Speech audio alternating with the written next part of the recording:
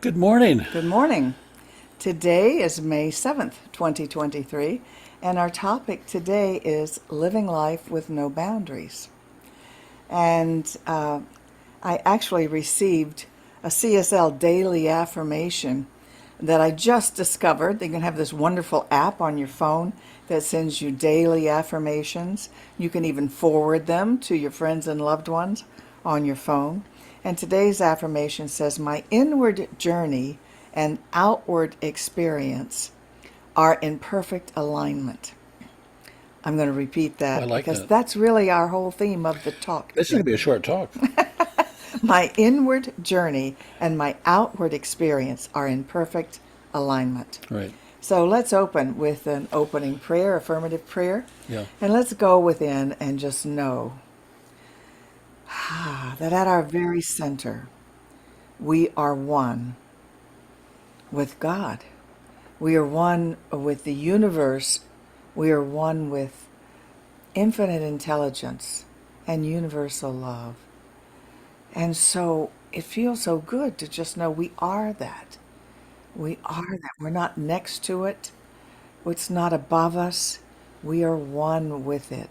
It is us. And so as we understand this and feel it, we allow that to be the light that expresses from us. We have no boundary, no separation from us and God, but we are it and it is us. And so today we know that as we gain a better understanding of that, we take it with us in our daily lives, moment to moment. And it makes every moment that we remember joyous and peaceful and powerful. So we give thanks for this knowing, we release it, and together we say, And and so it so it is. is. You can do that again. That was good. That's very Well, good. thank you, thank You're, you. you're like a So, practitioner. so what we're talking about is, we have a tendency, and from the time we're children, if we're taught that, we are humans who, by our nature, will be sinning, and then God is up in the clouds in heaven, and if we can be good enough, maybe eventually we can go join that God. So it's very hard, and that's Hmm. you know that's what we're taught, that's what we believe, and so then to come into adulthood and to have a more adult understanding of this infinite creative Hmm. intelligence that is everywhere present. We have to get over the idea that there's a stairway to heaven and a highway to hell. Yes, yes, What does that exactly. say? First Yeah, off, you don't just die, you have to climb stairs. yes, That's it's right. very The highway to difficult. hell, whoo, in a heartbeat, right? Yes. Let's see, I heard on, I know where I heard it. It was one of our metaphysicians. He said, we're all perfect, whole, and complete, and yet some people seem to be heaven sent, and others seem to be hell bent. Yeah. And that was Lloyd Tupper who That was said good. that in the That's really good. conversation Yeah. we had Yeah, he's a yesterday. smart man. They appear to be that way. It doesn't mean Yeah. that they are that way. They appear to Well, be that whatever way. they appear to be is the way they are. That's it. No. So I want to share a quote from Ken Wilber. I don't know if you know Oh Ken yeah, Wilber, but yeah. he's a very special metaphysician. He's not affiliated with any organization except his own. And this is a quote from a book he's got called No Boundary. He says, "The peculiar thing about a boundary is that however complex and rarefied it might be, it actually marks off nothing but an inside and an outside. For example, we can draw the very simplest form of a boundary line as a circle and see that it discloses an inside versus an outside. But notice that the opposites of inside versus outside didn't exist in themselves until we drew the boundary of the circle. It's the boundary line itself, in other words, which creates a pair of opposites. Thus, we can start to see that the reason we live in a world of opposites is precisely because life as we know it is a process of drawing boundaries." So, Bob and I had quite an interesting conversation about that this morning because, of course, Ken is talking about that as a problem. And Bob immediately shared with me all the reasons why boundaries are necessary. Do you want to address that? No, I don't want to talk about it. I don't want to steal your material. Well, the purpose of a boundary is to create safety for the person who's creating the boundary. And the difficulty with that, with the boundaries that we often set or that we create to create safety, is that safety may not be an issue until we create the boundary. That's one. Two is that safety, we need to ask ourselves whenever there's a boundary, is it necessary? Does it serve a purpose, and is it fear-based? A lot of the boundaries we create actually are boundaries trying to deal with the fears we have about a world that we feel is threatening or menacing or dangerous to us. And the premise that life is dangerous or that we need boundaries to be safe becomes one of the limitations of consciousness that we want to see if we can overcome. And so to ask ourselves in every situation, is the boundary that's been established here for my good? Is it for the good of others? Is it coming from fear? Does it come from love? And how do I want to work with that? I'm reminded of I can't remember who it was. We just talked about it. Who said an unexamined life is a life not worth living. Socrates is not worth living. An unexamined life. Yeah, unexamined life. Yeah, and so what I'm inviting you to do today is to examine the boundaries that you have set in place and ask yourself, do they still need to be? Are they still relevant? And the thinking about that puts you in a position of leader rather than follower, conscious rather than unconscious. And that's really, really important. Driving to and from work every day, what I notice is we have a boundary, and the boundary is a line between lanes that you can't cross over. And if you are going to cross over, you have to use your signal light. And there's all kinds of rules about how you should protect yourself by staying within the boundaries. Those are boundaries that have a lot of value. Those are boundaries we've actually all agreed on when we get a license to drive. There's boundaries, but really there's agreements that we make to be able to live with each other. And the boundaries themselves don't make it good. It's our consciousness that makes it good. So when we say, you need to show me respect, well, then we need to explain what that would look like, and we need to agree that that's something that makes sense. And if we have that agreement, and it's not just a boundary, it is now a way in which we choose to relate to each other that serves us and services the bond and the relationship that we have. I would ask you to look at the boundaries that you see, and do they service the relationship, or do they service fear? Do they service an outcome that makes sense or not? And so anyway, that's just a little bit of what I was thinking. Thank you. Well, I told him, we grow up learning boundaries. Sure. The first one I remember experiencing is I had a sister who was 16 months older than me, and she played with a little girl my age, but I wasn't allowed to play with them because they were older, supposedly. So we got the younger and the older. You go to school, and they divided us up into how well we read: yellowbirds, redbirds, and bluebirds. And so this happens, and it's for convenience and for teaching and all of this, but you keep being separated by boundaries. And as Bob said, they are largely to keep you safe Well, and that's the keep things intention. organized. Whether they actually function that way is another question. Right. But we can so easily let ourselves feel excluded by some of those boundaries. And that's what we want to try to avoid. The biggest problem in our country today, and maybe the world, is this sense of isolation that our kids are feeling, and our adults are feeling it too, but particularly our young people. And it's caused, interestingly enough, by social media, which is supposed to bring us closer with one another. But social media can fool you into thinking that you're being with people, but your needs for being with people are really not met.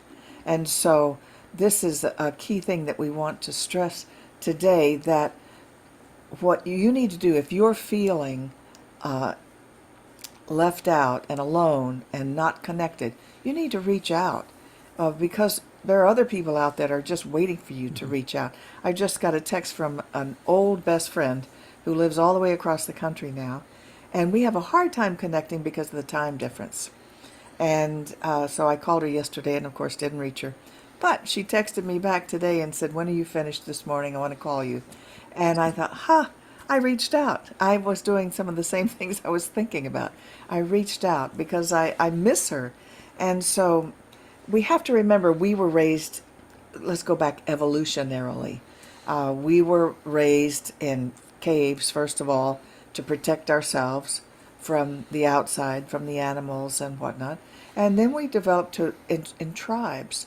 But we only felt safe within our tribe because other tribes might want to come in and take whatever we have. And, that was the big problem with Native Americans is one tribe against another. There was a lot of... Etta, don't get things out of my hand. Okay. Somebody needs to mute yourself. If you would, we muted everybody before we started, but if you would please, everybody mute yourself, or you'll be recorded. And your conversation about your cat, yeah. So So I want to go a little Go into further with that, that. okay. Yeah, we lived in St. Petersburg, Florida, for a while, and when we lived in St. Petersburg, we were told by a number of people, "Be careful not to go over the bridge to Tampa." or we be said- careful when you go Yeah, over the yeah, bridge because to Tampa it's just a dangerous place. It's not safe. It hasn't been safe for a long time. You got to be very careful going to Tampa. So we went to Tampa, and we took our lives in our own hands. We went there. We knew we left the windows up most of the time because we didn't know what was going to happen to us. And we went into a restaurant, and they said, "So where are you from?" And I said, "Originally from upstate." And they said, "Stay away from St. Pete." I said, "Why?" And they said, "Well, St. Pete is, they're all old people. We call it God's waiting room.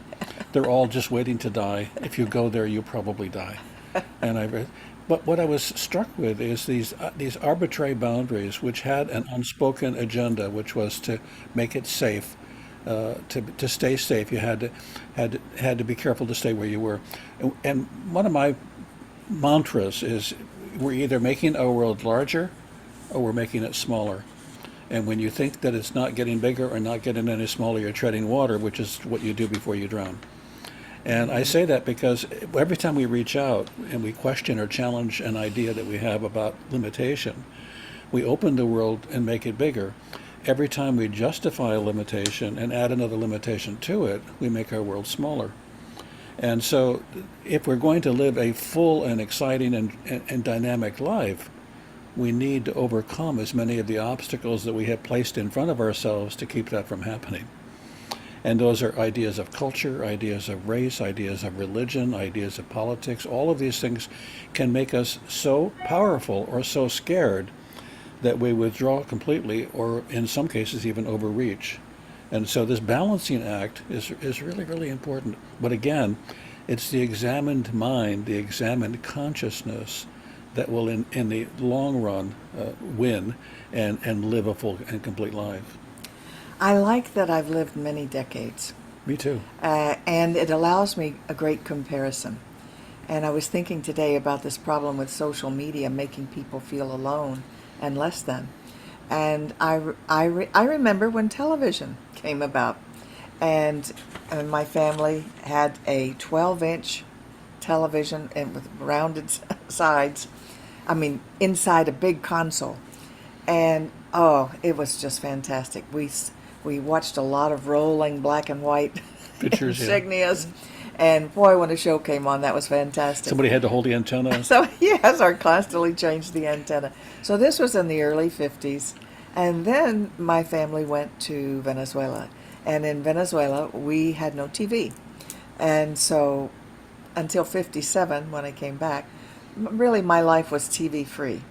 And what I remember about what we did in the evenings there is very interesting, because now what people do in the evenings is generally watch TV, or go out and do things. But at home it's TV or nothing usually. And what it was before TV was that was the time to get together with neighbors and friends, and our house was always full with neighbors and friends. And in Venezuela they would bring their slides. That was a new thing. Full chrome, what do we call it? Kodachrome, Yeah. of slides and of their trips. And so people would come over, bring their slides, they'd do a slideshow, or we'd play games, or we would eat together. There was just always fun things to do with our neighbors and friends. And I remember my parents talking about in 1955 when they went back to the U.S. for what we call long leave. That was after being gone 2 years. they'd go see their friends in the evenings, and their friends would say, "Oh, we're so glad to see you. Come on in. We're just watching our favorite TV show." And so you would be invited in. They would be invited in to sit and watch the TV That's show. right. And they never got to visit. And they just thought it was so strange and horrible. And yet when we came home, we settled into that same pattern as Sure. well. So TV, which is supposedly bringing people into your living room to entertain you, was actually keeping real connections apart. Right, and the social media thing is interesting too, because what ends up happening is, and we know this happens psychologically, that we call it self fulfilling groups, and that's actually not the right word. But what happens is people automatically find people of their own kind. They find people that are similar to them. And so on social media, you attract a lot of people that are like yourself, and without meaning to, you've actually made your world smaller while you think you're making it bigger. That is, you're surrounding yourself with the same kind of thinking that you always do, and you have found other people who think the way you do, and if you're not careful, you think the entire world thinks that way, or you should think that way, and everybody else should also. So what we've done is we've kind of created little tribes of people that believe that the way they think and the way they believe that the world is the only way it could possibly be or should be. And you see that in gated communities where, as we get older, or sometimes as as a result of abundance, we can afford to have security and guarded gates and all of that. But what you see happening is people are less and less connected to each other. An observation that I've made that may not be true anymore, but it was certainly true for a lot of my growing up years, was large cities near the water had a population of people that seemed much more diverse and much more agreeable to each other. And so what happens when you have a huge influx in different populations, different races and different cultures, is people figure out how to be together. Where when they don't have to do that, not only do they not figure out how to get along together, they actually make the people that they don't live near wrong or bad, and consider them to be enemies. And so I just think it's an important piece that the more diversity we allow in our lives, the more thinking we can do about what's important and how we can connect. Yes, indeed. What I want us to become aware of are the us against thems that we do, like the Tampa versus St. Pete. Well, that's a given. You know, we do it first of all with boundaries of our countries. And, you know, I know they're necessary, I know they protect us, but they also are artificial boundaries. The boundary between Mexico and the U.S., California and Arizona, are artificial boundaries. That boundary used to go up to Monterey, California. Monterey was the capital of Mexico. that part of Mexico at one point, and was until an American, Drake, I think his name Yeah. was, came across with a ship, pointed his cannons at Monterey, and said, you know, Give up give up or be killed. or we canonize you. Oh, we will. that was the first canonization. Okay, I didn't know that. Whoa, I thought it was the And Pope. so they gave up. Yeah. And so now we have these borders and have all this hoopla about how many Mexicans we can allow in our country. And of course, that's going to be a big issue here coming soon. And I don't have the answer to it. I don't pretend to have the answer to it. I just, But boundaries haven't seemed to be the answer to very much other than to put a hold on figuring out how to better get along and how to serve each other and how to serve humanity. exactly. If we could look at each other and not see the differences, not see the differences in our skin, the differences in our language, the differences in where we live, and just say, well, you know, we're all human beings and we are all expressions of the divine. If we could see the similarities, it would help a lot of our battles that we are self-created. So we've got the us versus them and country borders. In races of people, the color of our skin, that's such a silly division because it's all based on where on the globe you lived and evolved and how much sun protection you needed with melanin in the skin to how dark your skin was. If we could get past those differences, and straight versus LBGTQ T TQ. R It's a lot of L letters. N But D anybody S. who's different from us, we don't need to see differences if we look for the samenesses, especially in human beings, which is that we're all expressions of the divine. We're all God. All little godlets walking around is what I like to call us. Sick versus well. That was one that came to me this morning. It's interesting that some people are sick and some people are well. And the truth is, the body is always seeking what we call homeostasis, which is wellness and balance. So you're sick sometimes and you're well other times. You don't need to divide, especially yourself. You do not need to categorize yourself as sick or well, but your body is always in a state of homeostasis. Good versus bad. Oh man, that's been drilled into us, and that can really divide people. And it's such a waste of time to condemn people for actions that they've done that you wouldn't do. Achieved or not achieved. No, these are all artificial boundaries that we create that create an us versus them. So I'd like for you to look at that in your own life and see who are the unacceptables in your life, who are the not okay people for you to associate with. Some of it is self-protection, and I know that. But if it's not self-protection, take a look at that, because you're creating an artificial boundary that just leaves you isolated. So I was thinking about that with us, because we live in a condo, and how much we have 60 different families in units in this condo, and I know maybe a fourth of them, and who's doing that but me, So, and I'm happy with my life. I'm busy with doing what I want to be doing in the day, but I can't isolate myself that way doing my work. It's easy to do. So I want to read a couple of more quotes that are really good, and I seem to have lost that paper. Here it is. Here we go. I can't leave Ernest Holmes out. He's our founder. So Ernest said, "The Spirit of God dwells in the inner man," which would be the inner person, the inner person with power and might. The outer person reflects this spirit insofar as the intellect allows it to come forth into expression. So the inner spirit of God dwells the inner person with power and might.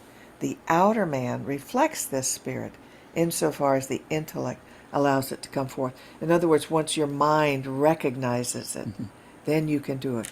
And if we saw everybody as energy, as just pure light energy, that's really what we are, because matter is neither created nor destroyed, but only changes in form. So when you talk about seeing each other as light, and you're really talking about the difference between inside and outside. Yes. And what I think one of the major struggles that all human beings have is that they're often motivated and excited by and moved by invisible interior things, and then have to figure out how to live in this exterior world and this outer world. And so this balancing act between the inner and the outer, between the visible and the invisible, we have to reckon with. We have to figure out how we're going to manage it. But the truth is that every outside experience that we've had has come from an internal invisible idea or notion or thought or construct. And so we really do have a very powerful interior as well as a very powerful exterior, and they're constantly in a dance position, and they're dancing with each other. So what we need to be careful with is not to disown one or the other of them. I was talking to a person of a very different faith who said, "I don't meditate. I don't want to let the devil in." And I said, "What do you mean?" She said, "Well, you close your eyes and you open your consciousness to evil and bad." So, and what she was saying is, as soon as whatever I can't see is dangerous to me. And I have to live in a world that I constantly affirm this outer world. And I thought, wow, I don't know what I would do if I didn't have my interior world and my exterior world. But it's a wonderful place to play and imagine. But what happens in the inside eventually does get expressed on the outside. Right, if the intellect allows it. Yeah, exactly. Exactly. You had another quote. Yes, another one from Ralph Waldo Emerson. And he says, we see the world piece by piece as the sun, the moon, the animal, the tree, but the whole of which these are the shining parts is the soul. And he's talking about the oversoul here, the oversoul of God. From within, a light shines through us upon things and makes us aware that we are nothing, but the light is all. Mm-hmm. That's a part of his beautiful concept of the oversoul, the soul of God that is in and around and through all things, including us. Including us. So, well, we're going to close just by inviting you then to just take a look at the boundaries that you might be setting. And are they boundaries that you want to keep, or do you want to possibly explore letting that boundary dissolve because you put it there, or our culture put it there? Right. Ask yourself, does it make sense and is it safe? Would I be safe without it? Would I be safe if I were more connected to the world? And if not, what could I do to make it safe for me to do that? So that your life is constantly expanding and increasing in its dimensions and its dynamic qualities. Exactly. And if you find yourself having boundaries keeping you out so that you're feeling alone and isolated, I would invite you to reach out. That's huge. I wish we'd started with that, actually, because the biggest boundary we often put up is the one that keeps us out of our own life, keeps us out of our own living. And connections. with Yeah, people. and if you think about the power of fear to immobilize you, having qualified yourself out of life is really not very helpful. It was I remember I can't think of the comedian Woody Allen said, and I think he got it from Groucho Marx, which was really very powerful. I wouldn't want to belong to a club that would have a person like me As a member. as a member. It's like, really? And everybody laughs because to some extent we all have We all some of do those that, core yeah. beliefs, that we have excluded ourselves from the quality of life we want to have and wish other people would include us. Which is really kind of foolish if you think about it. So what we're going to do now is we're going to shift screens here for a minute. We're going to go to share screen, which we can do, and we're going to show you something that we think is important because it helps support our ministry, and that is for you to help support us so we can continue to support you is a really important part of the ministry as well. So, Yes, so you support us by going to our website, CSL Palm Beaches, that stands for Center for Spiritual Living.org. And there's a button on the top where it says ways to donate, and you have a choice of ways to donate.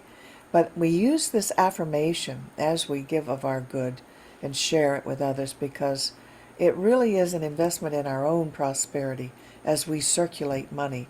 There is a law of circulation that must happen in order for you to prosper. So let's say it together. My investment today is made with the full realization that God is the source of my supply and returns it to me enriched and multiplied. And so it is. That comes from Malachi in the Bible. So we're going to end and recording multiplied. here. Stop recording. Where's this? Stop. Okay.